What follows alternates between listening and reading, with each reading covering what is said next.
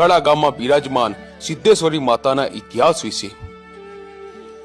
મિત્રો, સિદ્ધેશ્વરી માતા સિંધ પ્રદેશમાં સિકોતર માતાના નામે પ્રખ્યાત હતા। સિંધ પ્રદેશનો રાજા હમીર સુમરો જેઓ મુસલમાન હતા અને તેમની પત્ની કકુ જેઓ માતાજીના પરમ ભક્ત હોવાથી માતાજી તેમની સાથે સાક્ષાત વાતો કરતા। એટલું જ નહીં, હમીર કકુની ભક્તિથી પ્રસન્ન થઈને માતાજી હમીર કકુની 150 ભેંસોની રખેવાળી જાતે કરતા હતા।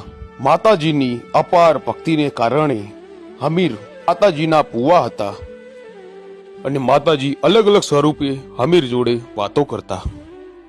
આ બાજુ પાટણના રાજા સિદ્ધરાજે હમીર કકુની 150 ભેંસો ચોરવાનો નિર્ણય કર્યો। હમીર કકુની 150 ભેંસો ચોરી પાટણ લાવ્યા ત્યારે કકુએ માં સધીને મેણા ટોણા માર્યા અને ભેંસો પાછી લાવવા કહ્યું। હમીર કકુનું મેણું સાંભળીને સધી વઢિયારમાં વરણા આવીને કીધું, ખોડિયાર, હું પાટણ મારી 250 ભેંસો લેવા પાટણ જાઉં છું। ખોડિયાર બોલ્યા કે હું પણ તારી સાથે આવું છું।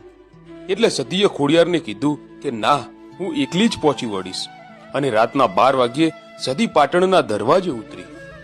સિદ્ધરાજ રાજાને ખબર હતી કે સધી તેની ભેંસો લેવા ચોક્કસ આવશે, એટલે સિદ્ધરાજ રાજાએ પાટણના પીરોની દરવાજા પર પીરાઈ ગોઠવી હતી, કેમ કે સધી ભેંસો લેવા આવે તો પાટણમાં ન આવી શકે। એટલે સધી પાટણના દરવાજા બાજુ વળી એટલે પીરોએ રોકી અને કહ્યું કે બોન ક્યાં જાય છે? આ દરવાજા પર અમારી ચોકી છે, તમને પાટણની અંદર નહીં જવા દઈએ।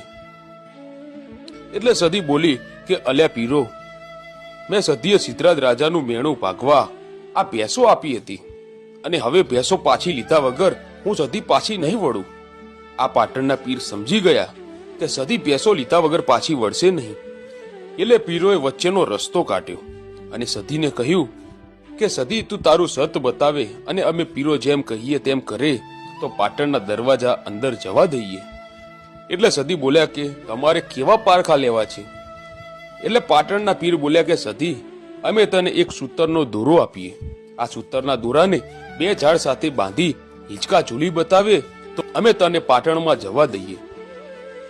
એટલે સધી બોલ્યા કે અલ્યા પીરો, લાવો તમારો સૂતરનો દોરો, હું સિંધમાંથી આવી છું પણ ગુજરાતમાં ખેલીને ના જાઉં, ઠીક પડે મારા અવતારને।